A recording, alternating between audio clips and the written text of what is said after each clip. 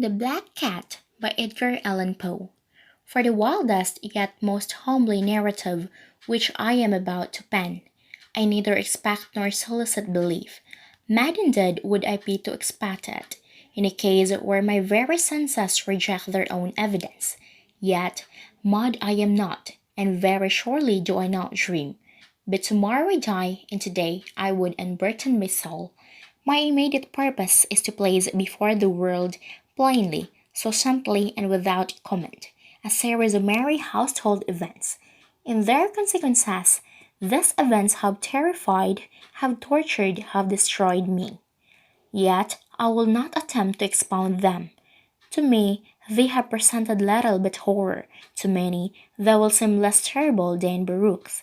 Hereafter, perhaps some intellect may be found which will reduce my phantasm to the commonplace. Some intellect more calm, more logical, and far less excitable than my own, which will perceive in the circumstances I deal with the owl nothing more than an ordinary succession of very natural causes and effects. From my infancy, I was noted for the docility and humanity of my disposition. My tenderness of heart was even so conspicuous as to make me the rest of my companions. I was especially fond of animals, and was indulged by my parents with a great variety of pets. With this, I spent most of my time, and was never so happy as when feeding and caressing them. This peculiarity of character grew with my growth and in my manhood. I derive from it one of my principal sources of pleasure. To those who have cherished an affection for a faithful and sagacious dog, I needed hardly be at the trouble of explaining the nature or the intensity of the gratification thus derivable. There is something in the unselfish and self-sacrificing love of a brute which goes directly to the heart of him who has had frequent occasion to test the paltry friendship and gossamer fidelity of merry men. I married early, and was happy to find in my wife a disposition not uncongenial with my own. Observing my partiality for domestic pets, she lost no opportunity of procuring those of the most agreeable kind. We had birds, goldfish, a fine dog, rabbits, a small monkey, and a cat. This latter was a remarkably large and beautiful animal, entirely black and sagacious to an astonishing degree. In speaking of his intelligence, my wife, who at heart was not a little tinctured with superstition, made frequent allusion to the ancient popular notion, which regarded all black cats as witches in a disguise. Not that she was ever serious upon this point, and I mention the matter at all for no better reason than it happens just now to be remembered. Pluto, this was the cat's name, was my favorite pet and playmate. I alone fed him, and he attended me wherever I went about the house. It was even with difficulty that I could prevent him from following me through the streets. Our friendship lasted in this manner for several years, during which my general temperament and character, through the instrumentality of the feigned intemperance, had I blush to confess it, experienced a radical alteration for the worse. I grew, day by day, more dear, more terrible, more regardless of the feelings of others. I suffered myself to use intemperate language to my wife. At length, I even offered her personal violence. My pets, of course, were made to feel the change in my disposition. I not only neglected but ill used them. For Pluto, however, I still retained sufficient regard to restrain me from maltreating him, as I made no scruple of maltreating the rabbits, the monkey, or even the dog, when by accident or through affection they came in my way. But my disease grew upon me, for what disease is like alcohol? And at length even Pluto, who was now becoming old, and consequently somewhat peevish, even Pluto began to experience the effects of my ill temper. One night, returning home, much intoxicated from one of my hunts about town, I fancied that the cat avoided my presence. I seized him. When in his fright at my violence, he inflicted a slight one upon my hand with his teeth. The fury of a demon instantly possessed me. I knew myself no longer. My original soul seemed at once to take its flight from my body, and more than fetish malevolence, gay nurtured, thrilled every fibre of my frame. I took from my waistcoat pocket a penknife, opened it, grasped the poor beast at my throat, and deliberately cut one of its eyes from the socket. I blushed, I burned, I shuddered, while I penned the damnable atrocity. When reason returned with the morning, when I had slipped off the fumes of the night's debauch, I experienced a sentiment half of horror, half of remorse for the crime of which I had been guilty, but it was at the best feeble and equivocal feeling. As the soul remembered and touched, I again plunged into excess, and so drowned in wine of all memory of the dead. In the meantime, the cat slowly recovered. The socket of the lost eye presented, it is true, a frightful appearance, but he no longer appeared to suffer any pain.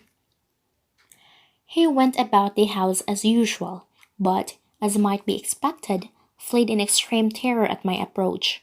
I had so much of my old heart left as to be at first grieved by this evident dislike on the part of the creature which had once so loved me. But this feeling soon gave me place to irritation, and then came, as if to my final and irrevocable overthrow, the spirit of perverseness. Of this spirit philosophy takes no account. Yet I am not sorry that my soul lives. Then I am that perverseness is one of the primitive impulses of the human heart, one of the indivisible primary faculties or sentiments which give direction to the character of man. Who has not, 100 times, found himself committing a vile or a silly action, for no other reason than because he knows they should not? Have we not a perpetual inclination, in the teeth of our best judgment, to violate that which is law, merely because we understand it to be such? The spirit of perverseness, I say, came to my final overthrow. It was unfathomable longing of the soul to vex itself, to offer violence to its own nature, to do wrong for its own sake only, that urged me to continue and finally to compensate the injury I had inflicted upon the unfounding brute. One morning, in cold blood, I slipped a noose about its neck and hung it to the limb of a tree, hung it with the tears streaming from my eyes and with bitterest remorse at my heart. Hung it because I knew it had loved me, and because I felt it had given me no reason of offense. Hung it because I know that its doing I was committing a deadly sin that so jeopardized my immortal soul as to place it, if such a thing were possible, even beyond the reach of the infinite mercy of the most merciful and the most terrible God. On the night of the day on which this cruel deed was done, I was aroused from sleep by the cry of fire. The curtains of my bed were in flames. The whole house was blazing. It was a great difficulty that my wife, a servant, and myself made our escape from the conflagration. The destruction was complete. My entire worldly wealth was swallowed up, and I resigned myself thenceforward to despair. When I first beheld this apparition, for I could scarcely regard it alas, my wonder and my terror extreme, but a length of reflection came to my head. The cat, I remembered, had been hung in a garden adjacent to the house. Upon the alarm of fire, this garden had been immediately filled with a crowd, by some whom the animal has been cut off from the tree and thrown, through an open window, in my chamber. This had probably been done with a view of arousing me from sleep. The falling of other walls had compressed the victim of my cruelty in the substance of freshly spread plaster, the lime of which, the flames, and the anomia from the chorus had been accomplished the portraiture as I saw it.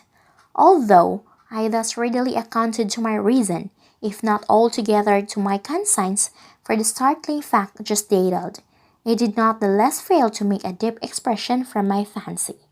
For months I could not rid myself of the phantasm of the cat, and during this period there came back into my spirit half sentiment that seemed, but was not, remorse. I went so far as to regret the loss of the animal, and beneath the pressure of torments such as this, the feeble remnant of the good within dissembled. Evil thoughts became my sole sentiments, the darkest and most evil of thoughts. The moodiness of my soul tempered and carries to hatred of all things and all mankind, while from the sudden, frequent, and ungovernable outburst of a fury to which I now blindly abandoned myself, my uncomplaining wife, alas, was the most usual from the most patient of sufferers. One day she accompanied me upon some household errand into the cellar of the old building which our poverty compelled us to inhabit.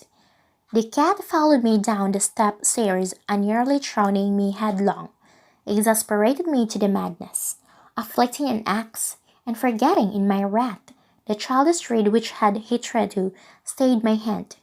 I aimed a blow at the animal which of my course would have proved instantly fatal had it descended as I wished. But this blow was arrested by the hand of my wife, goaded by the interference into a rage more than demoniacal. I withdrew my arm from her grasp and buried the axe in her brain. She fell dead upon the spot without a groan. This hideous murder accomplished, I set myself forthwith, and with entire deliberation, to the task of concealing the body. I knew that I could not remove it from the house, either by day or night, without the risk of being observed by the neighbors. Many projects entered my mind. At one period, I thought of cutting the corpse into minute fragments, and destroying them by fire. At another, I resolved to dig a grave for it in the floor of the cellar. Again, I deliberated about casting it in the well in the yard, about packing it in a box, as if merchandise with the usual arrangement, and so getting a porter to take it from the house. Finally, I hit upon what I considered a far better expedient than either of this. I determined to wall it up in the cellar, as the monks of the Middle Ages are recorded to have walled up their victims. For a purpose such as this the cellar was well adapted, its walls were closely constructed, and lately been plastered throughout with a rough plaster, which of the dampness of the atmosphere had prevented from hardening. Moreover, in one of the walls was a projection, caused by the false chimney, or fireplace,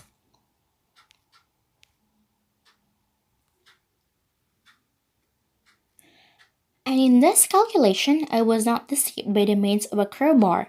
I easily dislodged the bricks, and having carefully in this position the body against the inner wall, I propped it in that position, while with little trouble I relaid the whole structure as at original stout.